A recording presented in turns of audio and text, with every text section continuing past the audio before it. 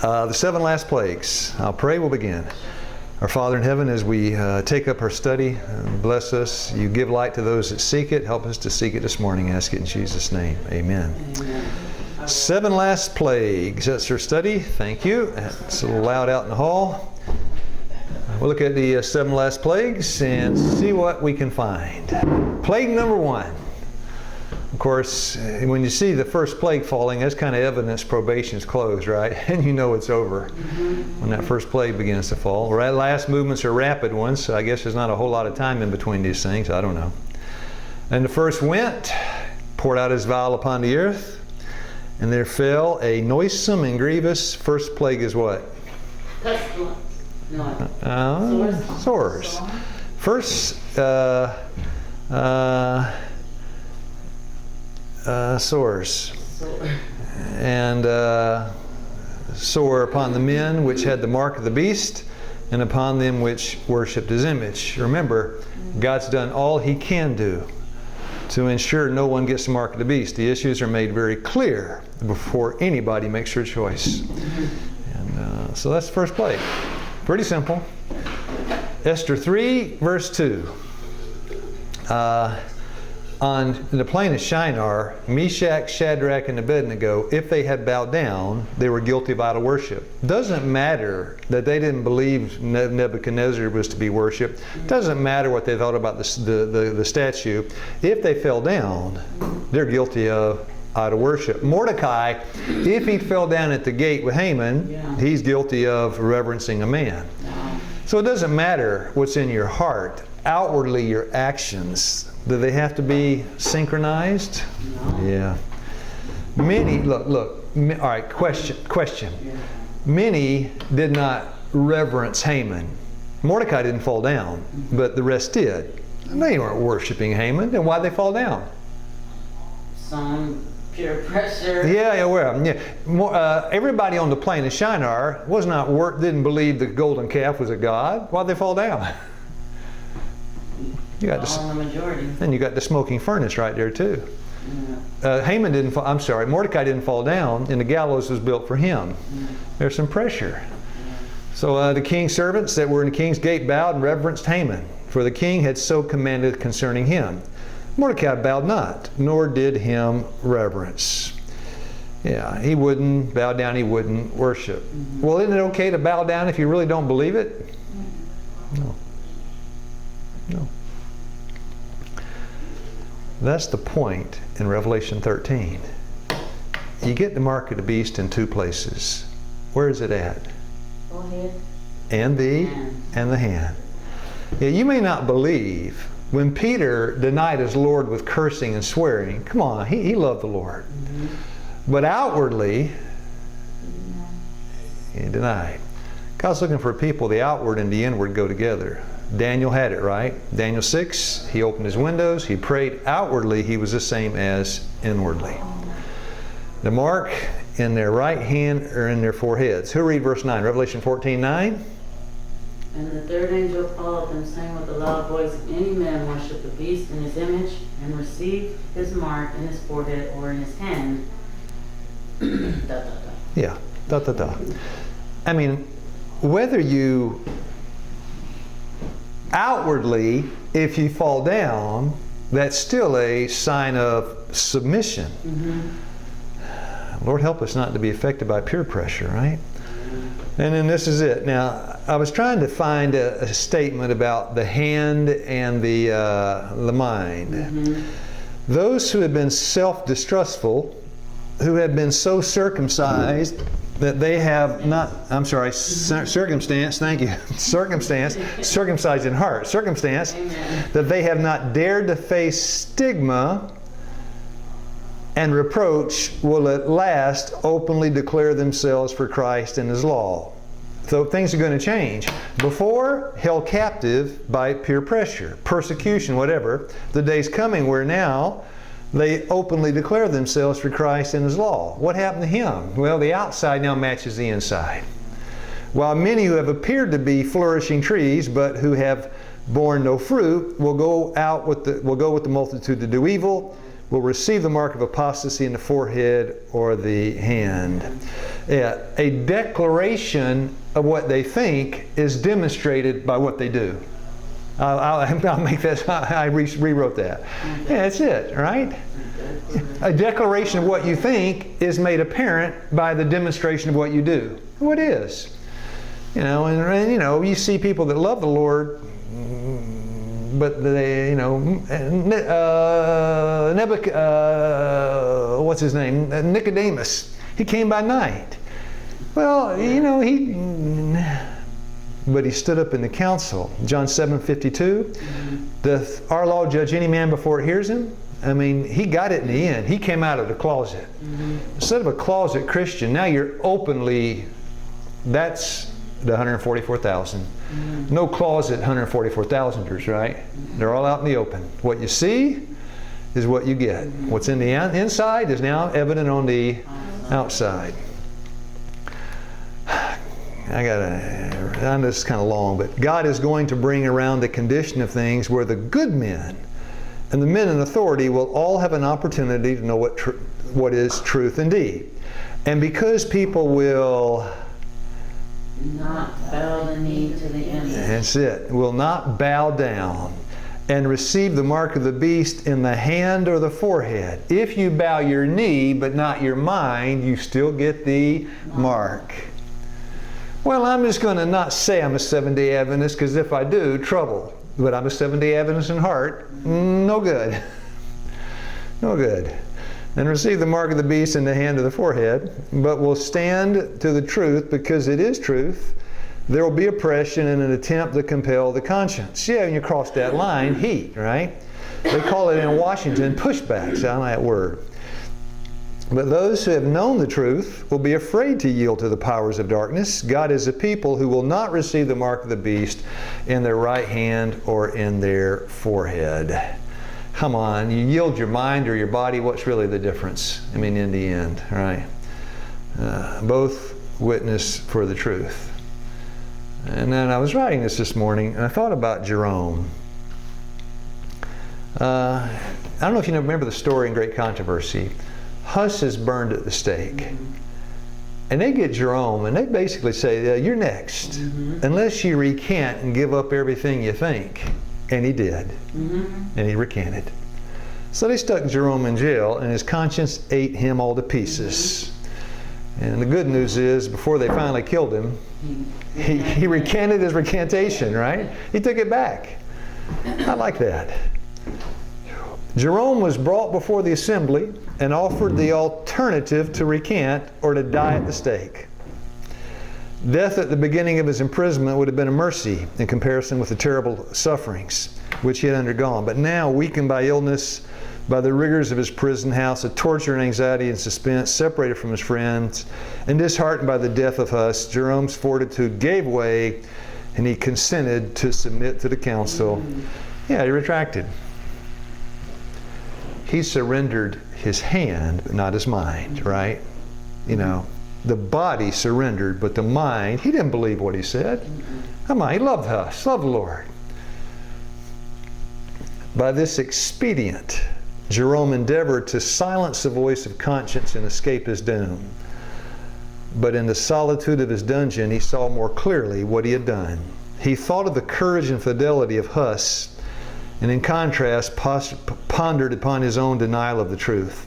He thought of the divine master whom he had pledged himself to serve, and who for his sake endured the death of the cross. Before his retraction, he had found comfort amid all his sufferings in the assurance of God's favor. But now remorse and doubts tortured his soul. He knew that still other retractions must be made before he could be at peace with Rome. The path upon which he was entering could end only in complete apostasy. His resolution was taken, and there it is. Jerome died a martyr, outwardly or inwardly a worshiper of Christ. Both. To escape a brief period of suffering, he would not deny his Lord. I tell you. Yeah. You might buy your way out of a little suffering, but in the end thereof the way of death. That's the first plague. And who gets it? Those that have the mark in their, that's right, in your brain or in your body. In your mind, your forehead, your character, or your works, your actions. The day is coming where character and action will be, that's it. Yeah, same thing. That's the first plague. Now, who'd like to read about the second plague?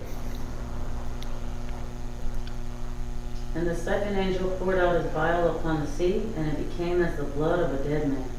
And every living soul died in the sea. 70% of the earth's surface is the sea, the oceans. That's not drinking water. That's salt water. Because the Bible is making a distinction between the second and the third plague. Second plague, it's not water you drink. The third, it is. It is a important distinction. So, second plague, ocean, seas turn to blood. That's a lot of blood. Yeah. Now, the next plague, who'll read? Sister Marie, I know you want to. Go ahead. And the third angel poured out his vial upon the rivers and fountains of water, and they became blood. That's the drinking water. Blood everywhere. And the Lord's about to make a distinction between the two. The second plague, the oceans. The third plague, the drinking water. All of it turned to what? Blood. Now, let's read very carefully. We're now dealing with the second and the third plague together.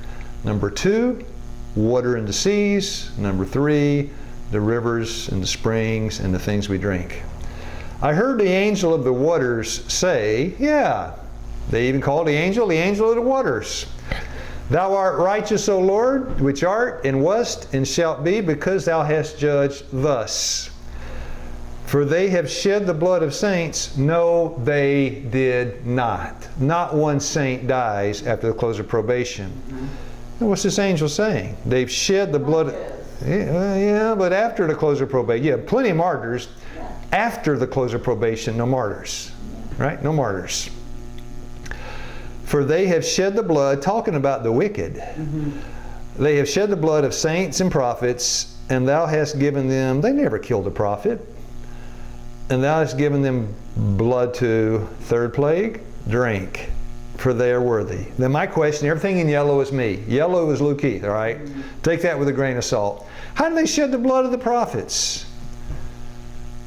We are from the beginning of creation all the Yeah, you're quoting out of Matthew. That's just what he's going to say. We take it from 2-3 places.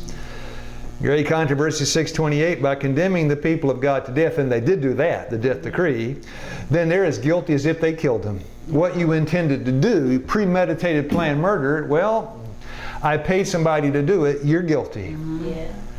By condemning the people of God to death, they have as truly incurred the guilt of their blood as it had been shed by their hands. So God gave them what? Blood to drink.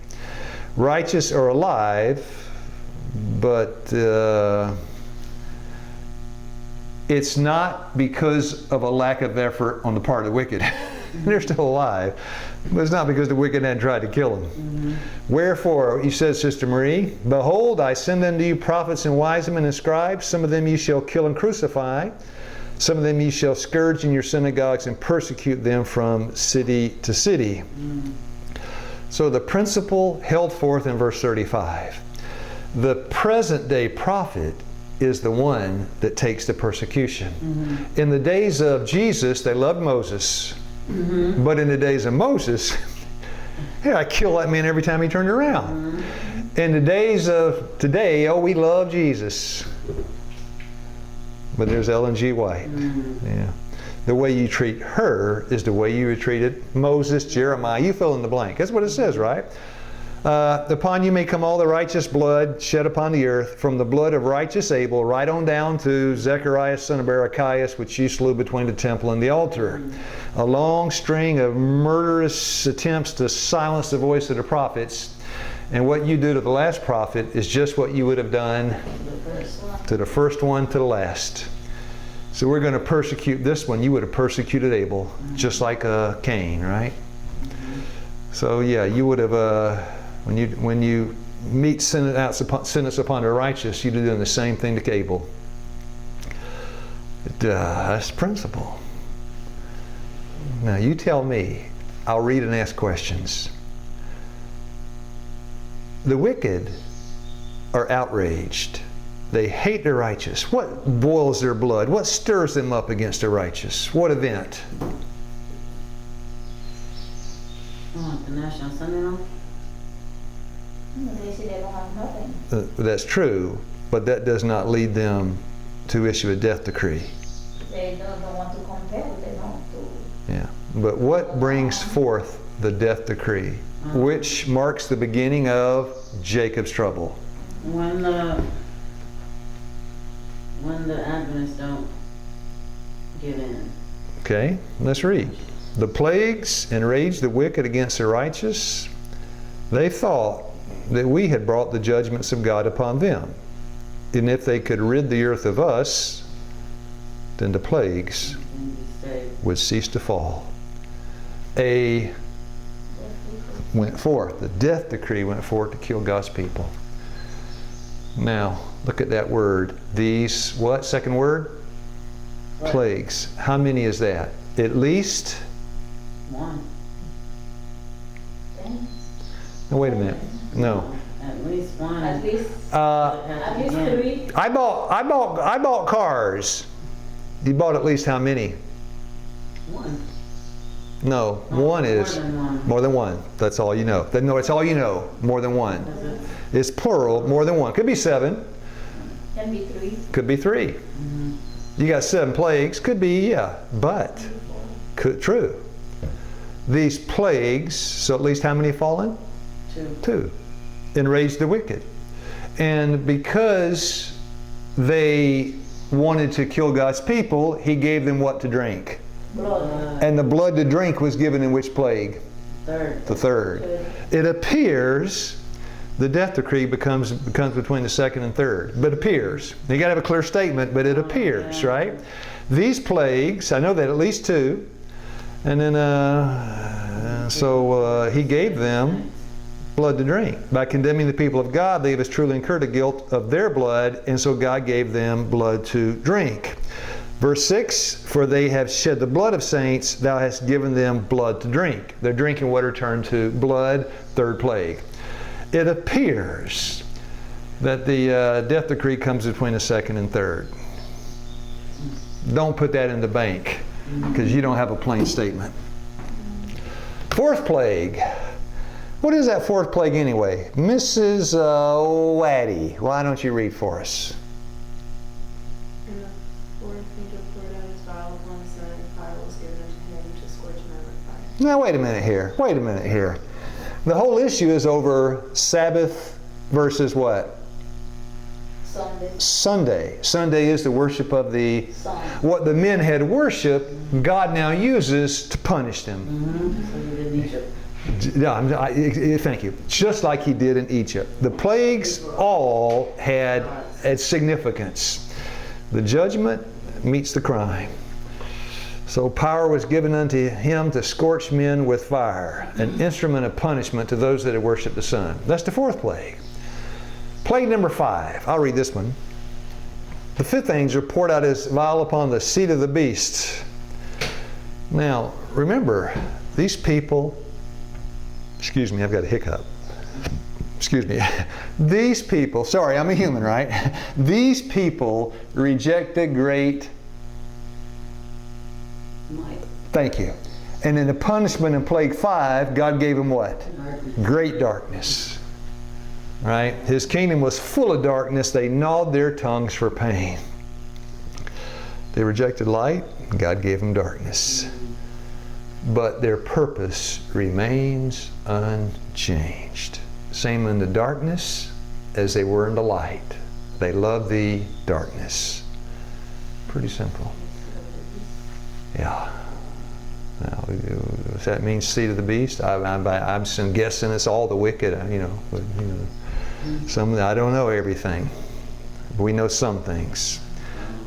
Now, we're going to take a closer look. We're going to spend about 15 minutes on plague 6. the bigger picture. In the book Jeremiah, he foretells the captivity, the destruction of Jerusalem by Nebuchadnezzar, the captivity of the Jewish nation. They're going into captivity. Do you remember for how long? Say it, say it. 70 years.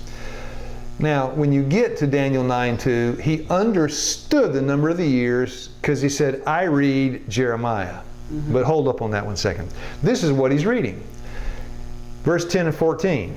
Who read verse 10? Oh, well, verse 10. Said the Lord, that after 70 years be accomplished at Babylon, I will visit you and perform my good word toward you, in causing you to return to this place. Okay. So they go for 70 years. The 70 years come. The decree is made, right? To go back.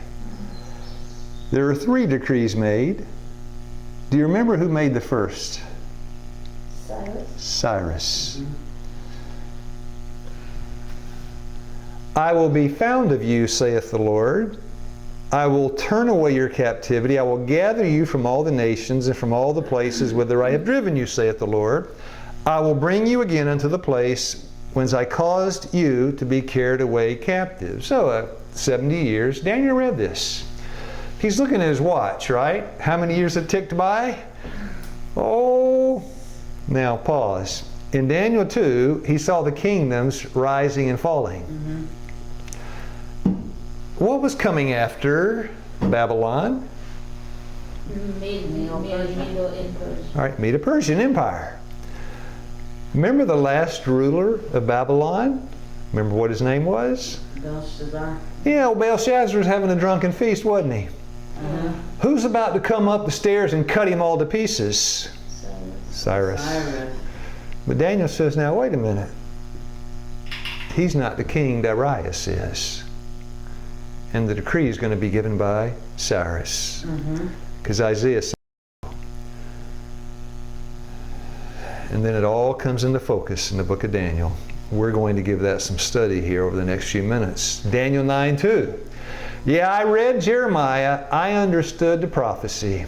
In the first year of his reign, I, Daniel, understood by books the number of the years whereof the word of the Lord came to Jeremiah the prophet, that he would accomplish 70 years. That's Daniel 9:2. He knew they were going home soon because the 7 years began when Daniel himself was taken captive.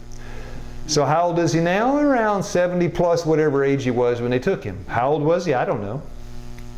10, 12, 14, 16, 18, 20, I don't know. Prophets and Kings 5:56. Upon his death, now, from the Bible, from Prophets and Kings, say the same thing. Cyrus cut Belshazzar all to pieces. He was the general, not the king. The king was Darius. Darius was sitting on the throne for 2 years. Boom! Alarm just went off. 70 years had been accomplished. Darius just died. Who took his place on the throne? Cyrus. And Daniel watches the whole thing. Wow. Just like in Daniel 2, right? 70 years. Jeremiah 9, verse 2. I read it. I understood it. Daniel 2, he sees the succession of the empires. Medo-Persia coming up 70 years. Boom. Who's going to give the decree? Cyrus. Cyrus sits on the throne. Upon his death, within about 2 years of the fall of Babylon, Cyrus succeeded to the throne, and the beginning of his reign marked the completion of the 70 years since the first company of Hebrews had been taken by Nebuchadnezzar from their Judean home of Babylon. Daniel was in the first group. And I just stuck the date in. That's mine. It's about 536 BC. That's what the scholars say. You know, roughly 536 BC. So far, so simple, right? Okay, now, Daniel 1:21. Daniel was around. You go back to chapter 1. Tells you he's around when Cyrus sits down on the throne. He sees it all. And I stuck the reigns in. Darius 538. Cyrus 2 years later, 536. Creeping toward the birth of Jesus, right? Now somebody read Daniel 6:28. So this Daniel prospered in the reign of Darius and in the reign of Cyrus the Persian. Syncs up with Daniel 1:21. He'll be there and through the reign of Cyrus the Persian. Now we add it to this. What event marked the beginning of the 70-week prophecy? Building of the temple. Rebuilding of the temple. This is not the 70 years of captivity. This is the 70 weeks cut off of the 490 years, right? The 2,300 years. Is that clear, right? We're talking now about the, Daniel 8:14 unto 2,300 years, days, and shall the sanctuary be cleansed. This is the longer 23-day prophecy. The first 70 weeks to 490 years. And if I'm going too fast, I'm sorry. Know therefore and understand that from the going forth of the commandment to restore and to rebuild Jerusalem unto the Messiah the Prince shall be 7 weeks. And there's the math on the 490-year prophecy. Mm-hmm. It begins where? With the decree. Who would give the first decree? Cyrus, Darius, and Artaxerxes, the 3 decrees. Who would give the first one? Cyrus. By the way, it's a different. Darius is going to get the second one. The first one died for 2 years. It's a different one. Okay, it's Cyrus. So here sits Cyrus, right? Now I'm on the throne. 70 years. Well, he doesn't know anything about 70 years, right? He doesn't read Jeremiah. He's just sitting there, sitting on the throne. Here comes Daniel. What's Daniel going to say to him? Everything. Let him know the time. The time, man. The time. Yeah. Isaiah's ministry. I wrote that down. Uzziah to Manasseh. I got Manasseh. That should be the Manasseh. Sorry about that. Wasn't spelling right this morning. It ended with Manasseh because he sought Isaiah in two and killed him, murdered him, right? That's where Isaiah ended up, murdered by Manasseh. Isaiah 44:28. So Daniel comes with this old history book, Isaiah, written a long time before Cyrus was even born. Mm-hmm. And he says, read this. Now what I'm saying, I know it's true. I'll quote it from a minute from Prophets and Kings. That saith of, who's that? That's me. Mm-hmm. He is my shepherd and shall perform all my pleasure, even saying to Jerusalem, thou shalt be built into the temple, thy foundation shall be laid. Now, that's my writing. Babylon's downfall foretold by Isaiah. It says the beauty of the Chaldee excellency, like Babylon, God's going to do to it just what He did to Sodom and Gomorrah. He's going to turn this place over. Okay. Now, Isaiah 13:20. It shall never be inhabited. And it's talking about Babylon. And it never has. Neither shall it be dwelt in from generation to generation. Neither shall the Arabian pitch tent there. Neither shall the shepherds make their fold there. More than a century before the birth of Cyrus, inspiration had mentioned him by name and had caused a record to be made of the actual work who's he? Cyrus would do.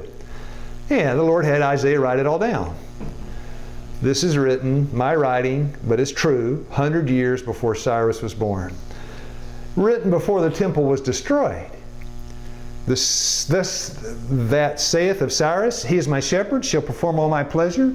Even saying to Jerusalem, thou shalt be built, to the temple, thou foundation shall be laid. Now you can't read it, I didn't put it in there. But Isaiah 45, it's how Cyrus would pull it off. Mm-hmm. Now this is a long paragraph, but 1 to 6. 44 and 45 cover the whole story. Now, this is a long paragraph, but you got to get it all. Daniel's prayer had been offered in the first year of Darius, right? 2 years later, Darius dies. The Median monarch, whose general Cyrus had wrested from Babylonia the scepter of universal rule. The reign of Darius was honored of God.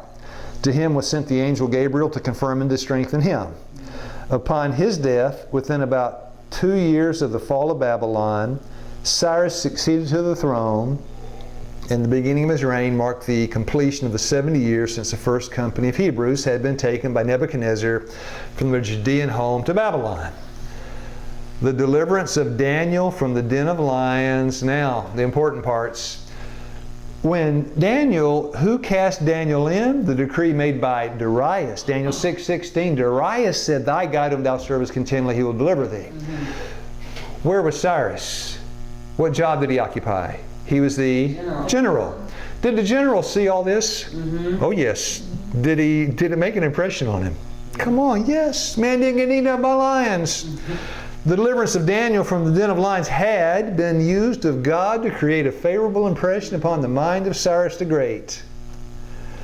The sterling qualities of the man of God as a statesman of far-seeing ability. Now, when you see that bold and underlined, that's not my words, but I underlined it. The sterling qualities of the man of God as a statesman of far-seeing ability led the Persian ruler to show him marked respect and to honor his judgment. Next two words. And now's the time. Boom, the watch went off. Daniel said, whoa, you're the king? 70 years is up. Decree's going to go. Just at the time God had said he would cause his temple at Jerusalem to be rebuilt. He moved upon Cyrus as his agent to discern the prophecies concerning himself. Now, Daniel, take those prophecies I had written a long time ago, show Cyrus. He'll send the decree out. Come on, God's got everything wrapped up. Come on. Why do we have to worry and fret? He moved upon Cyrus as his agent to discern the prophecies concerning himself, with which Daniel was so familiar, and to grant the Jewish people their liberty. As the king saw the words foretelling more than 100 years before his birth, the manner in which Babylon should be taken. Now pause a moment. How was Babylon taken? What did Cyrus do to take Babylon? He dried the river. He dried the river up. What was the name of the river? Euphrates. What's the sixth plague? Drying up the river Euphrates. Why? Because Cyrus is about to come in and cut Babylon all to pieces. What's his name? Jesus. Babylon is fallen. And the king of the east, the king of the east, Jesus, is about to come back because many tickle you farson. Babylon, you've been weighed into balances and found wanting. And this is the end of your existence. The king of the east comes back because the river Euphrates, the sixth plague, has been dried up. It's the fall of Babylon. I girded thee, though thou hast not known me, that they may know from the rising of the sun and from the west, there is none besides me. As he saw before his eyes the declaration of the eternal God, for Jacob my servant's sake, and Israel mine elect, I have even called thee by thy name. I have surnamed thee, though thou hast not known me. And as he traced the inspired, as Daniel traced the inspired record for Cyrus, I have raised him up in righteousness. I will direct all his ways. He shall build my city. He shall let my captives go, not for price, nor reward. Cyrus's heart was profoundly moved, and he determined to fulfill his divinely appointed mission. He would let the Judean captives go free. He would help them restore the temple of Jehovah. Plague number 6 is what? And now we know why, right? Because when the river Euphrates is dried up, preparatory to the destruction of Babylon. Is it talking to the actual river? Don't know. Don't know. Will the real river Euphrates dry up? I don't know. But I know this, Revelation 19:16, on his thigh is written, Lord of Lords, and what? King of Kings. And I know something else too. You notice here it says the kings, not just one, everybody's coming back from heaven. The kings. There are 3 kings in heaven, aren't there? There are 3, 1 John 5:7, there are 3 that bear witness.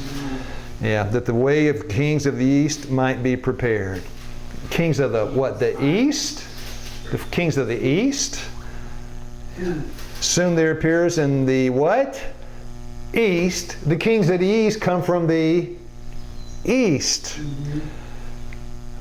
Now this is what we'll see. Small black cloud, about half the size of a man's hand. What's that? What's that small black cloud, half the size of a man's hand?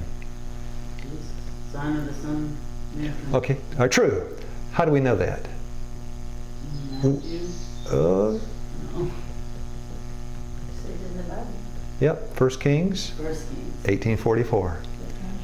Yeah, when Elijah sent his servant Oh, yeah. to take a look-see, the seventh time he prayed, well, I see a little... Elijah, all he had to say, he said, that's it. We are delivered. Deliverance has come. Same sign the servant saw is the same sign we see. 1 Kings 18:44. Revelation 16, 13, and 14. Now, a question I had when I became a Seventh-day Adventist, started reading Great Controversy, I could kind of see how it would play out in America. But I thought the Hindus over in India, and the Buddhists over in Vietnam, and the Muslims in North Africa, what is this Sunday thing? You know, the Buddhist doesn't care about Sunday. What's this Sunday stuff? And then I read it. Yeah, and I thought, okay. I saw 3 unclean spirits like frogs come out of the mouth of... Now, you got 3 powers. These are the names used in the Revelation 16 chapter. What are the names of the powers? First one is... Frogs. Oh. All right, 3 powers. The dragon. All right, 3 unclean... All right, wait a minute. 3 unclean spirits like frogs come out of the mouth of... All 3, it's the same spirit speaking in all 3. The first one is what? The... Beast. No, the first one is Dragon. the dragon. Dragon symbolizes who? Satan. Satan. Okay, hold that thought. Hold that thought. Dragon is Satan. The second one is who? The beast. Okay, the beast represents who? The papacy. The papacy. Oh, wait, the papacy. So, the papal power. Is there going to be a struggle between the true Sabbath and the false Sabbath in the papacy? Amid the papacy? In the papacy? Is there going to be a war going on? Yeah. Now, the third one is who? Apostate Protestantism. And that's Prophet. does that include all the denominations of Protestants? Yeah. That makes sense to me, right? The Saturday-Sunday conflict. Saturday-Sunday conflict in the papacy. Now back to the dragon. The dragon you said is who? Satan. Satan. It's also Pagan. paganism. Satan and paganism.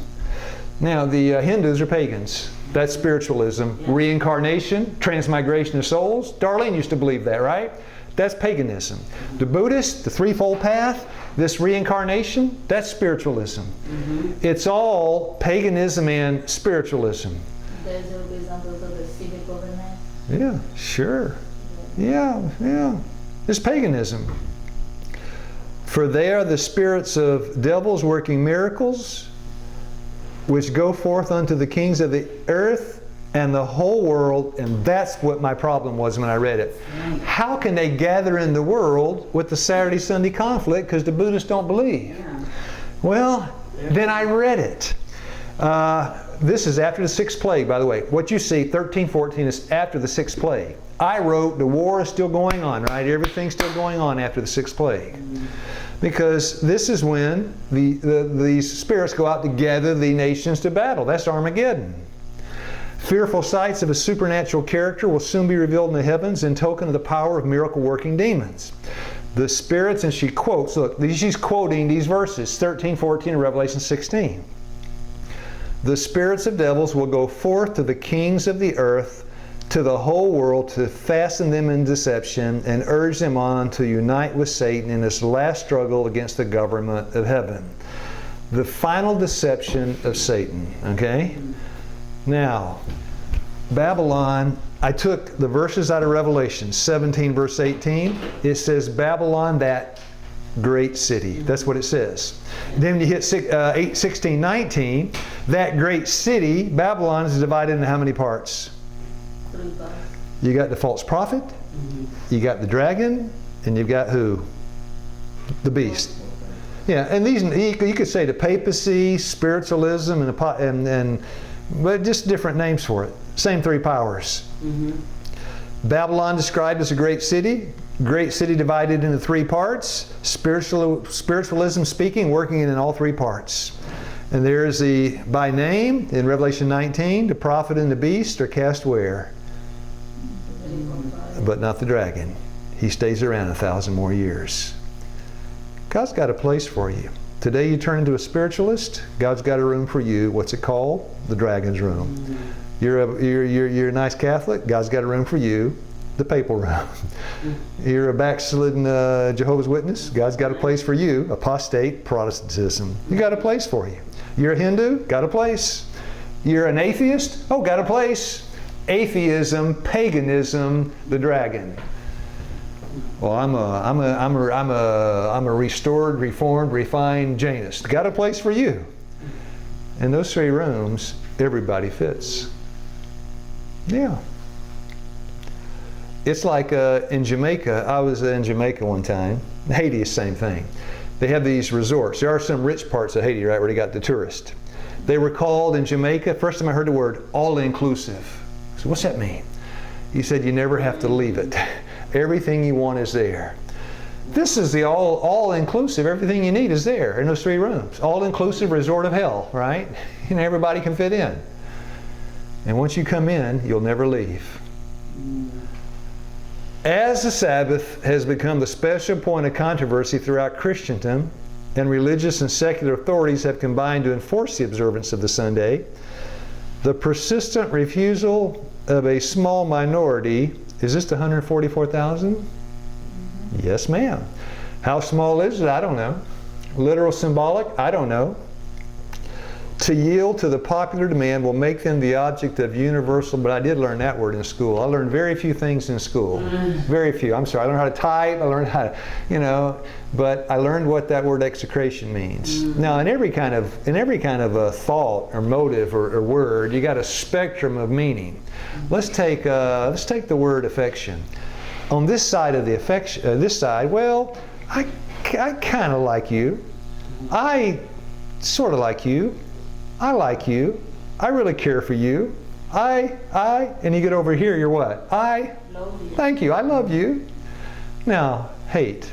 Over here, I don't care for you. Yeah. I don't really like you. Sometime you get over here to I hate you, but over here, execration.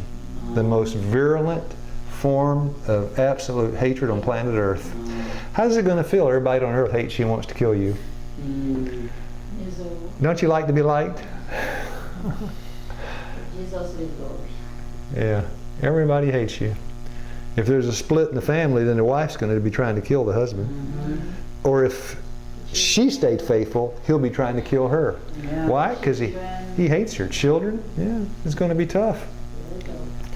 We ought to be able to learn to swim upstream in a downstream world now, not wait until then. Now, I put this in. Sorry it's so small. I kind of neglected this one. Many people say, I don't believe that God is going to destroy the wicked. God is love, 1 John 4:8, 1 John 4:16. Thou shalt not kill. None, all these reasons. There's your answer. Psalms 91. 1,000 are going to fall at your side. 10,000 at your right hand, but it's not going to come near. It's talking about the plagues, right? The plagues falling on the wicked. Neither shall any plague come nigh thy dwelling. The plagues are coming from where? God.